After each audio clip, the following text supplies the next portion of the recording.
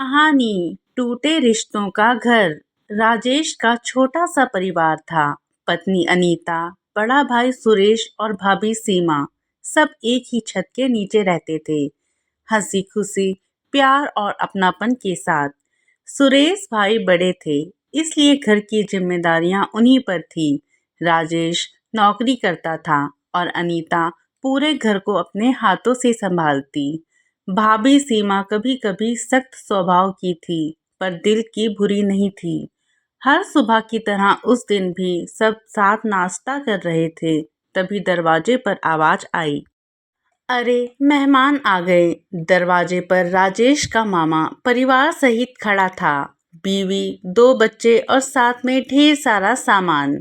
मामा बोले, भाई, 2 हफ्ते रह जाएंगे यहाँ, जरा काम से आए हैं। सबने मुस्कुराकर उनका स्वागत किया, पर धीरे धीरे उन 2 हफ्तों में घर की शांति बदलने लगी। भाभी सीमा रोज कहती, अब तो काम का बोझ दुगना हो गया। खाना, सफाई, बर्तन सब काम बढ़ चुके हैं। अनीता मुस्कुरा कर कहती है, भाभी, मेहमान भगवान का रूप होते हैं, 2 दिन की ही बात है। पर वो 2 दिन हफ्तों में बदल गए। मामा के बच्चे घर में शोर मचाते, सामान तोड़ते, सीमा भाभी बार बार चिल्लाती। राजेश और अनीता सब संभालते रहे, पर अब सीमा के चेहरे पर अपनापन नहीं था। एक शाम सीमा ने गुस्से में कहा, राजेश, तुम्हारी बीवी हर चीज में बोलने लगी है, हम यहाँ नौकर नहीं हैं। राजेश चुप रहा। वो नहीं चाहता था कि घर में किसी भी तरह की कोई दरार आए। पर उस रात अनीता के आंसू नहीं रुके। एक दिन मामा के बेटे ने गलती से भाभी की शादी की तस्वीर तोड़ दी। सीमा ने गुस्से में अनीता पर बरस पड़ी, तुम्हारे मेहमानों ने हमारा घर बर्बाद कर दिया। अनीता कुछ नहीं बोली, बस रोकर कमरे में चली गई। राजेश ने भाभी को समझाने की बहुत कोशिश की, पर भाभी ने कहा, अब हमारे बीच रहना मुश्किल है, या तो वो रहेंगे या मैं। भाई सुरेश ने भी गलतफहमी में राजेश को डांट दिया।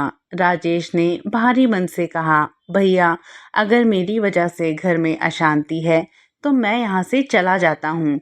वो और अनीता उसी रात चुपचाप अपने कमरे से निकल आए, बिना कुछ कहे, बिना कुछ लिए। कई महीने बीत गए। घर में अब भी मामा का परिवार था, पर उस घर की रौनक खो चुकी थी। सीमा भाभी अब हर छोटी बात पर गुस्सा करती, सुरेश भाई चुप रहते।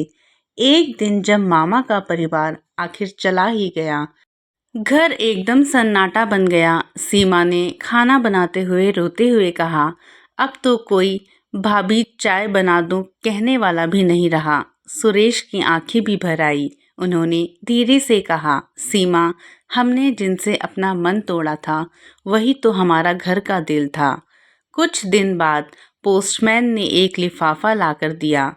उसमें राजेश की चिट्ठी थी। उसमें लिखा था, भैया, हम दोनों ठीक हैं। अनीता रोज आपके बारे में बात करती है। वो कहती है रिश्ते कभी ख़त्म नहीं होते, बस दूरियां बढ़ जाती हैं। हमें सिर्फ एक माफ़ी चाहिए, बस। सुरेश की आंखों से आंसू बहने लगे।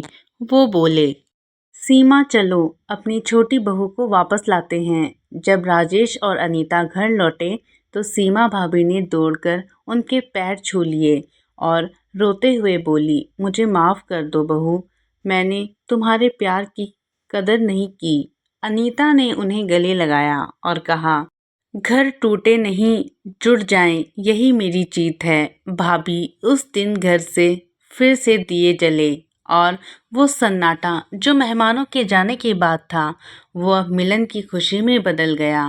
कहानी का संदेश, कभी कभी मेहमान आते हैं और संबंधों की परीक्षा ले जाते हैं, पर ईंटों से नहीं, प्यार, सब्र और माफ़ी से बनता है। रिश्ते अगर टूट जाएं तो बस एक माफ़ कर दो उन्हें जोड़ सकता है।